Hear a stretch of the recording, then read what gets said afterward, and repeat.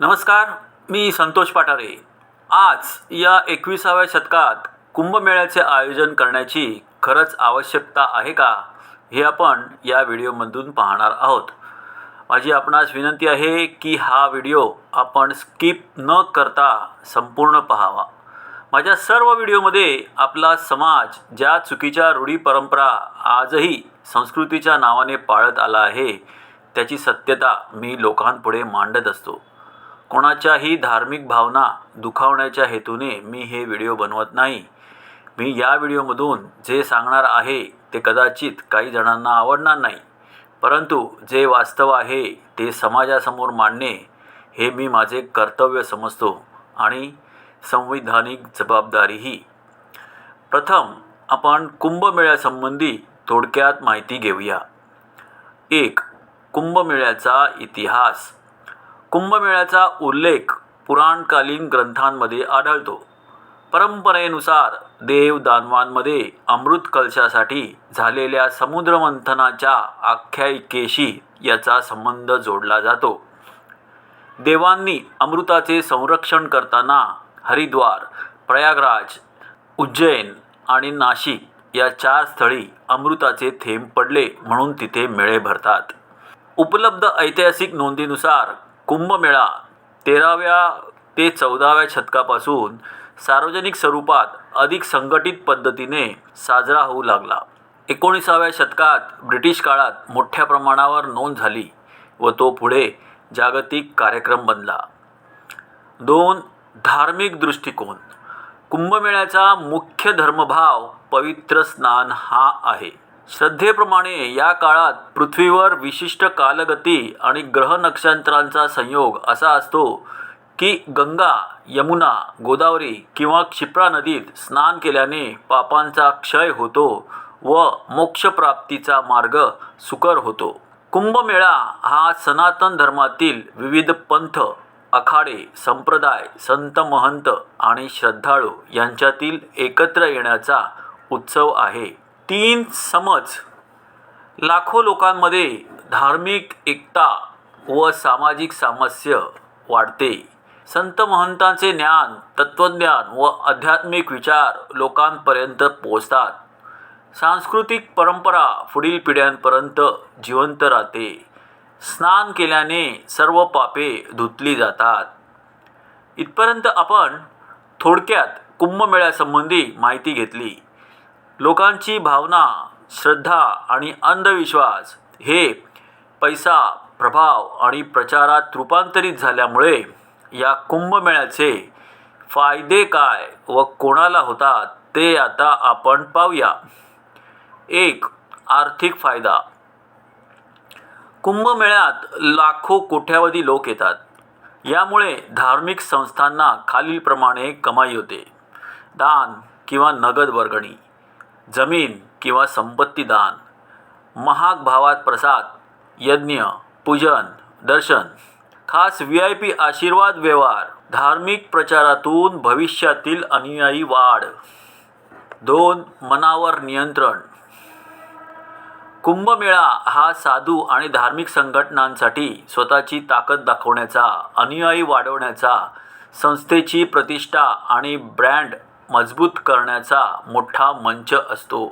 ज्यांची शोभायात्रा मोठी त्यांची सामाजिक ताकद जास्त, म्हणून धार्मिक स्पर्धा असते. 3. प्रचार आणि विचारधारा पसरवणे. कुंभमेळा म्हणजे अनेक धार्मिक संघटनांसाठी मोठी प्रचार मोहीम.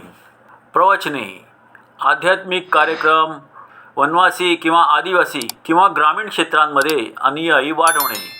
धार्मिक विद्यालयांसाठी विद्यार्थ्यांची भरती. काही जण धर्म अधिक राजकीय अजेंडा देखील जोडतात. 4. राजकीय पाठबळ मिळणे. धार्मिक पक्षांना कुंभमेळ्यात मोठी दृश्यता मिळते. धार्मिक नेते, आखाडे, संत महंत, समाजप्रभावी लोक यांचा आधार घेऊन राजकीय संदेश प्रसारित करतात. त्यामुळे कुंभमेळ्याला राजकीय नेत्यांकडून विशेषाधिकार, निधी, जमीन, संरक्षण, मीडिया कव्हरेज व भविष्यातील प्रभाव हा फायदा होतो. आता आपण या कुंभमेळ्याचे तोटे काय आहे ते पाहूया. कुंभमेळ्यामध्ये लाखो लोकांच्या एकत्र येण्यामुळे खालील प्रकारचे वैज्ञानिक, सामाजिक व पर्यावरणीय त्रास, धोके आणि दुष्परिणाम होतात. मेळ्यामधील लोकांचे स्नान, कचरा, मल पाण्याचे व्यवस्थापन नीट न झाल्याने नदीचे पाणी प्रदूषित होते. जल प्रदूषणामुळे नदीतील जीवसृष्टी, जलपक्षी, माशांचे अस्तित्व धोक्यात येते. घनदाट लोकसमूह, अधिक दूषित पाणी, अधिक अपुरी स्वच्छता यामुळे पाण्याचा वाईचा वॉटरबोर्न किंवा वेक्टरबोर्न रोगांचा धोका वाढतो. अग्नाशयन, आंत्रसंक्रमण, पोटाचे रोग, टायफॉइड व डायरिया सारख्या रोगांचा प्रसार होतो.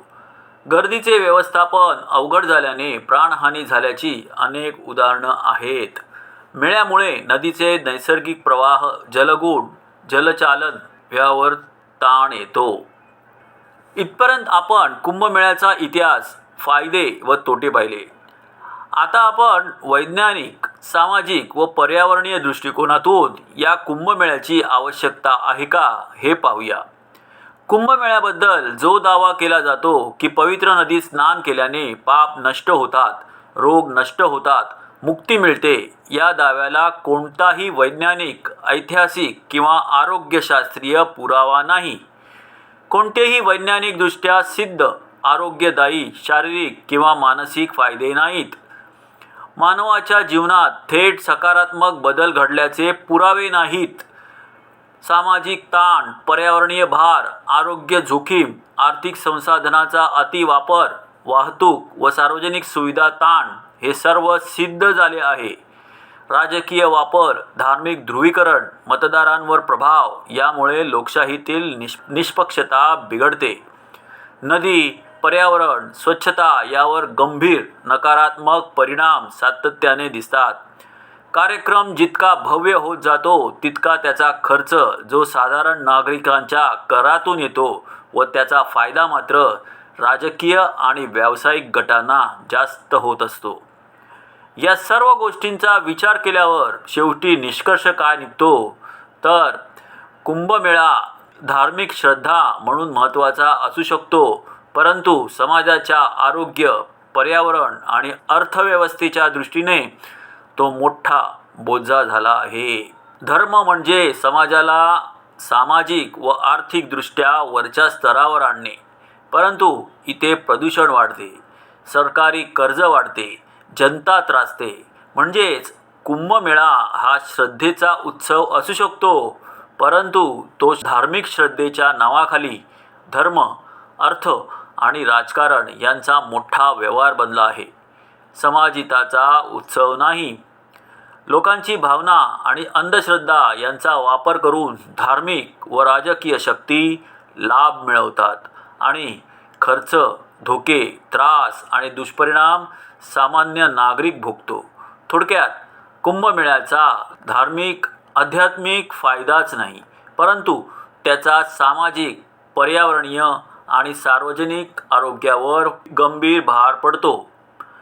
जगद्गुरू संत तुकाराम यांनीही आपल्या अभंग क्रमांक 2828 मध्ये लोकांना समजावण्याचा प्रयत्न केला आहे की या अशा धार्मिक कर्मकांडांपासून नक्की कोणाचा फायदा होतो. तसेच कुंभमेळ्यामध्ये स्नान केल्याने आपल्यातील गुण आणि अवगुणांमध्ये काहीही फरक पडत नाही व हे सर्व निरर्थक आहे. परंतु आजही लोक इतके धार्मिक झाले आहेत की अशा कर्मकांडांविषयी वैज्ञानिक दृष्टिकोनातून विचार न करता अंधश्रद्धेला बळी पडत आहेत. शेवटी व्हिडिओचा शेवट करताना एवढंच सांगेन की कुंभमेळा हा आजच्या काळात समाजावर बोजा झाला आहे. कुंभमेळा हा श्रद्धेचा उत्सव असू शकतो, पण आजच्या काळात तो धर्म, पैसा आणि राजकारण यांचा व्यवहार बनला आहे, समाजहिताचा उत्सव नाही. त्यामुळे आजच्या युगात या पर्यावरणीय दुष्परिणाम होणाऱ्या व समाजावर आर्थिक बोजा असलेल्या कुंभमेळ्याचे आयोजन करण्याची काहीही आवश्यकता नाही, हे माझे स्पष्ट मत आहे. जर आपल्याला हा व्हिडिओ आवडला तर व्हिडिओला लाईक, शेअर आणि सबस्क्राईब करायला विसरू नका. धन्यवाद.